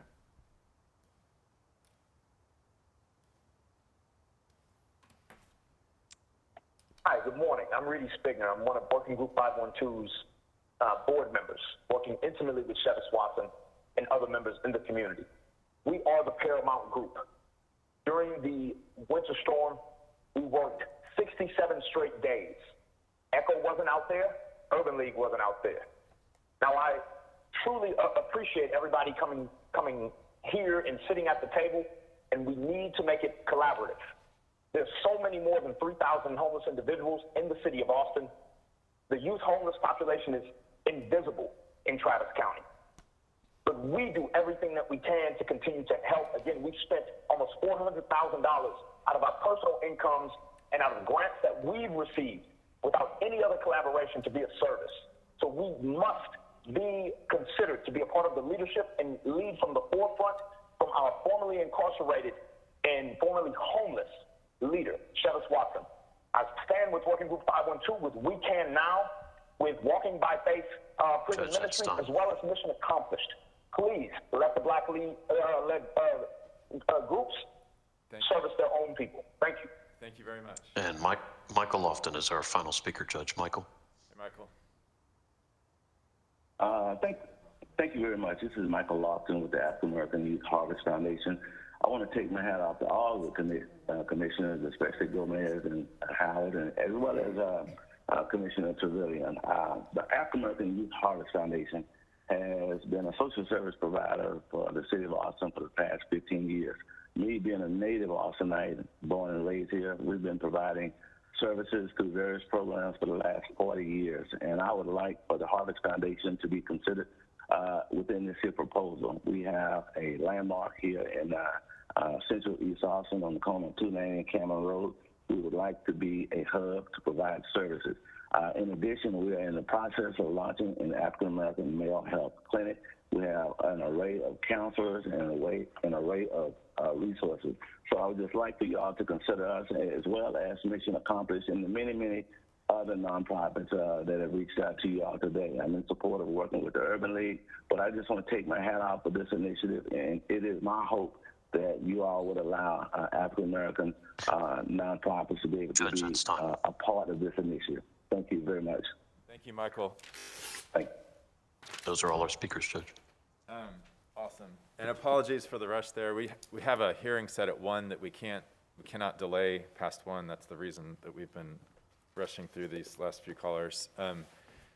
So thank y'all very much for being here and going through this. I fully support investing these resources today, and I'm really grateful to all the community organizations that took time to come here today to testify, to call in. I think it's a really innovative, community-led effort that's going to bring affordable housing to Travis County in ways that we have not before. I think that it reflects our values and our commitment to making everyone here in Travis County more safe. And Commissioner Gomez, I'll leave it up to y'all if you have any other comments before we vote, but we have that one resolution, so we have about 5 minutes left. Well, and I think that for sure that if the 5 of us can't make this work a lot differently than it's ever worked before, then it's on us. And we can work with the public. We have worked with you before, and there's no reason we cannot work together again. And this is our golden opportunity to really try to form a perfect union. So. And as I said before, I'm extremely supportive. I think we have proposals in front of us from groups that have a really powerful, proven track record of addressing the chronically homeless and helping them get housing. And we all see this issue everywhere we go in the city. But we do have our budget staff, and they had issues that they thought they needed to make us aware of. Yeah. So would it make sense for us to suspend this and after, because we have to do the budget hearing at 1 p.m. It's a legal requirement. And we've had someone here waiting on the disability resolution because we thought we were going to take it up at 11 on the schedule. So would it work for us to suspend this and take it up after we have to take these other things that are required by law to be done by a certain time? Well, can we also approve it contingent on what we hear from the U.S. Treasury Department as well as our budget office? I think that's already in the motion, is my understanding. Yeah. Commissioner, yes, ma'am. Commissioner Trevelyan? I want to make sure that everybody that presented today understands that I am not making disparaging remarks about anyone. I am talking about a new level of commitment to community. If you've grown up in the Deep South like I've grown in the Deep South, you know that they're two separate societies, and it's been accepted. And going forward, I would hope that my children and grandchildren would not have to experience what I experienced and my parents experienced and my grandparents. So I support this concept, and I plan to be supportive of the concept. But what I need is an understanding that there are groups out there who live in the community and who work in the community and who are not acknowledged by the general body. So what I hope we can do, in addition to what's been presented, is to put together asset maps in the area that we're working. Because we oftentimes we've been competing groups against each other, and what we don't need is competition. What we need is collaboration. There is enough work out there for all of us. If every last one of us worked 7 days a week, there'd still be more work to do. So at the end of the day, as we go forward, if we identify those groups that are doing well in 78702, 78744, 78660, and we make sure that they are a part of the conversations and the service delivery that happens for their grandmothers and mothers and children, I think that puts us close to where we need to be. And this is an investment, and we need to make sure that this investment goes to the backside of the normal distribution curve. Because when you look at the housing market, it is flush with capital. Rich people have no, if you're rich and you're in Austin, you're in heaven. But if you're poor and you're in Austin, you're at the gates of hell. And we have to make sure that these dollars are an investment for poor people and for struggling middle-class teachers and city workers and county workers who are just barely getting by. So I think that together we can make that happen. I believe that together that we can make that happen. But we, Dr. King said, look, we'll either learn to live together as brothers or perish together as fools. But it's going to be up to us to call balls and strikes, and when things aren't going right, if things aren't going right, we need to say it and change it right then. And when things are going well, we need to embrace them and see if we can replicate them. But the hard part, this is the easy part, this is the fun part, this is cutting the ribbon. The work is what's going to be really critical and what's going to be really important. So, I'm going to support the action. But I'm going to say I've got to see that community organizations are included. We can hold each other accountable. I really do. And so I call the question, Judge. I move approval. Thank you very much. Also, just want to give one thank you, shout out to President Biden and Congressman Doggett for getting us these ARPA dollars. All right, so all those in favor, please raise your hand. Okay, that passes unanimously. Thank you all very much.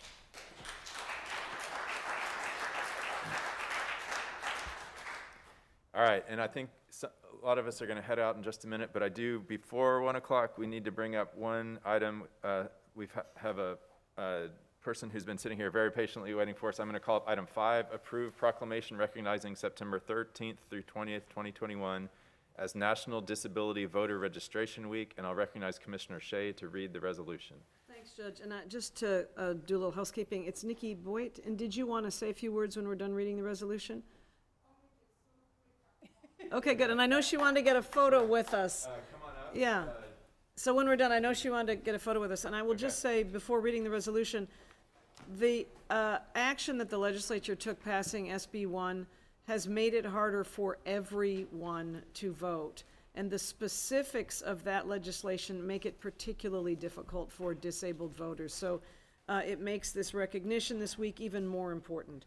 Whereas in September, people with disabilities and our supporters celebrate the anniversary of the Americans with Disability Act, and whereas there are over 50 million people with disabilities of all ages living in communities throughout the U.S., and whereas the disability community has a critical interest in policies enacted at local, state, and national levels that affect the integration of people with disabilities, young and old, into our communities, and whereas getting the disability community involved in influencing public policies is essential if these policies are to meet the real needs of people with disabilities to live in the community, and whereas voting is one way for the disability community to exert their influence at local, state, and national elections, and whereas there are multiple efforts to develop state disability coalitions around the issue of voting, and whereas Rev Up, Register, Educate, Vote, Use Your Power is a national effort to encourage state and local disability community voting coalitions, and whereas members of the National Disability Rights Community are organizing a National Disability Voter Registration Week, September 13th to 20th,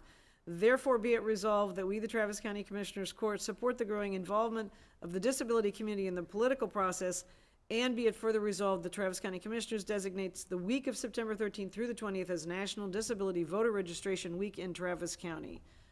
And I move approval and ask for a brief comment. Okay, we have a motion from Commissioner Shea, a second from Commissioner Gomez. No callers on this item. Nikki, would you like to say a couple of words? Thank you. I'm Nikki. I hope you can hear me. Yes. Yes. But thank you so much. We just keep having setbacks, and I tell my people, no, our setbacks are not setbacks. It means that we're making a difference. We had record numbers in disability community in a pandemic. And so this voting is rock around the water. When our world rocks, we just water around it, water around the rock. So that's what we're gonna do, because we're gonna rev it up. We're gonna register, we're just gonna educate, We're gonna vote and we're gonna use our power. And thank you so much for making this week that week, and to make everybody knowledgeable. And also, I wanna say, a lot of people don't realize that when they vote, you can skip. If you don't know something, you can skip. Because a lot of people, that whole voting is a real responsibility. It is. And a lot of people get so overwhelmed. So it's okay, I just wanna throw that out there because we don't tell people. You can skip a question and you won't fail. So, I'm sorry. Thank you so much. Okay, all those in favor? Okay, that passes unanimously. And just, we have to call up the budget hearing first, but then we can come down and take a picture. Thank you. Thank you so much. Thank you very much. Okay, we have to wait till precisely 1 o'clock. We're like 30 seconds ahead.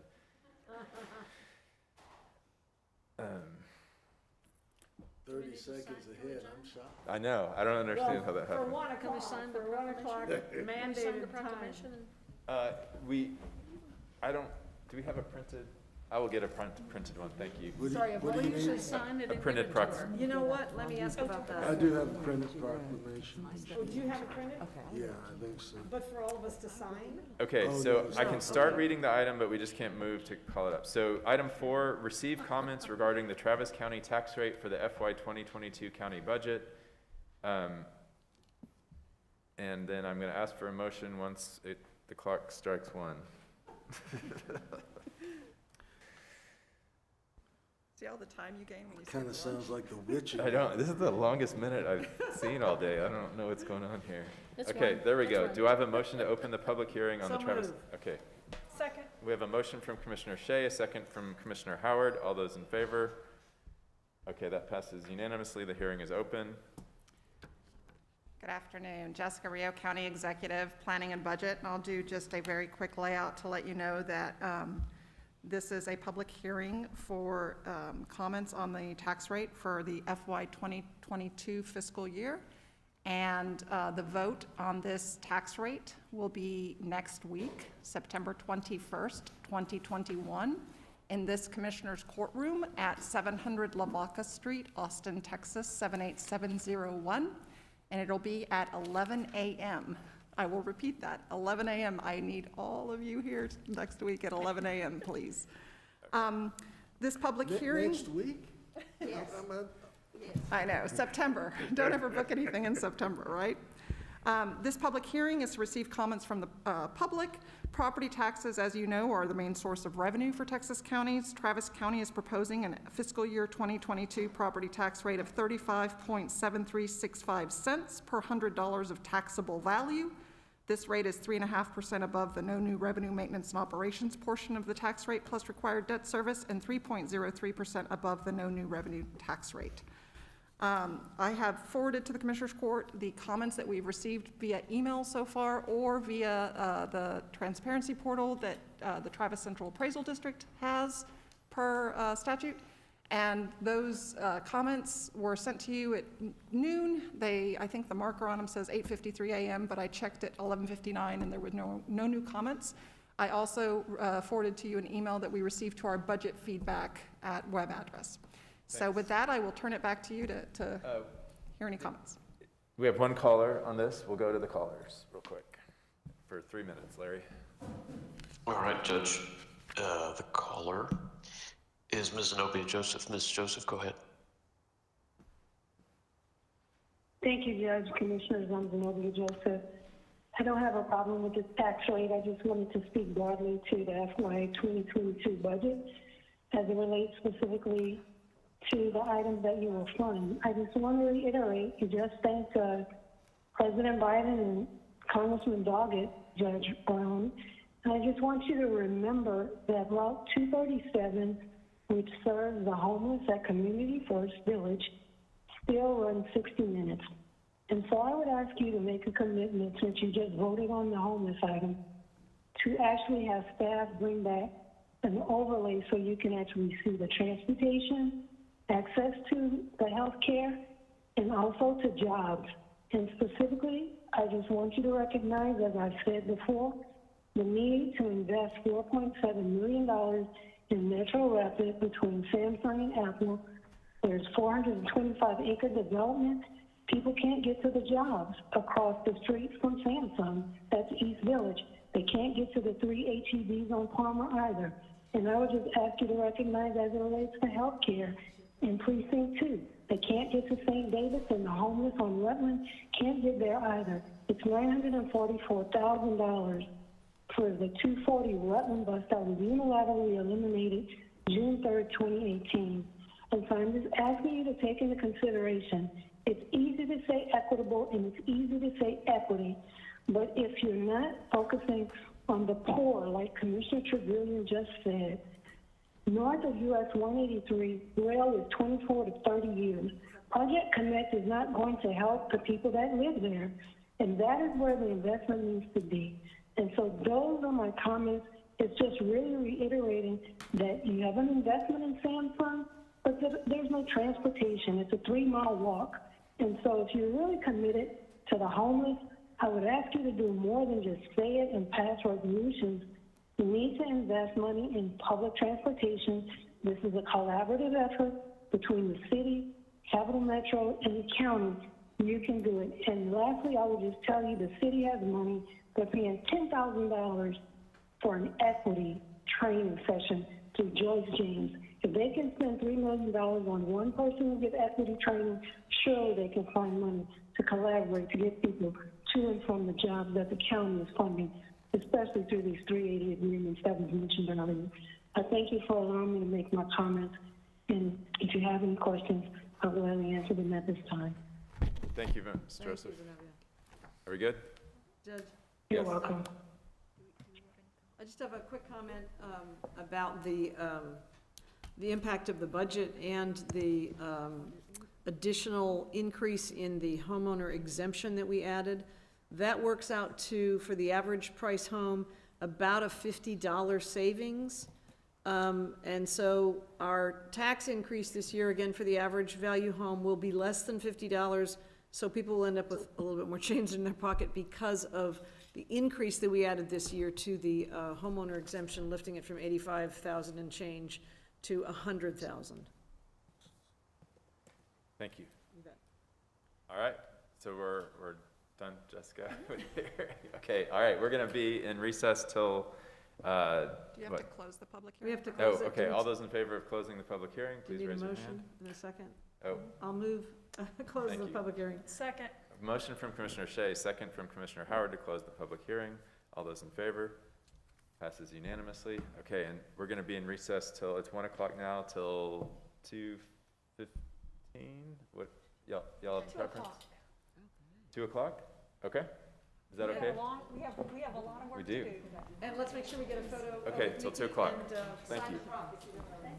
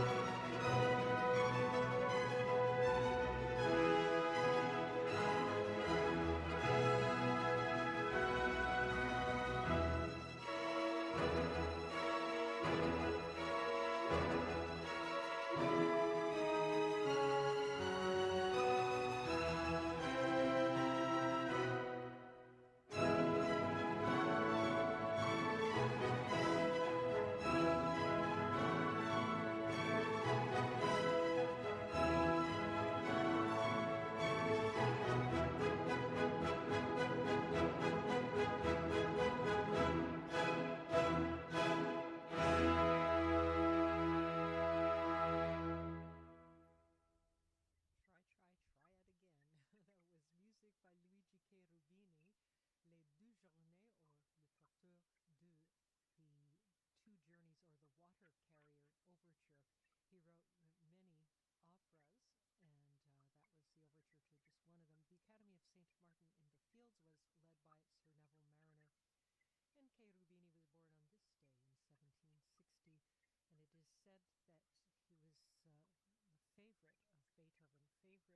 Favorite contemporary composer was Kay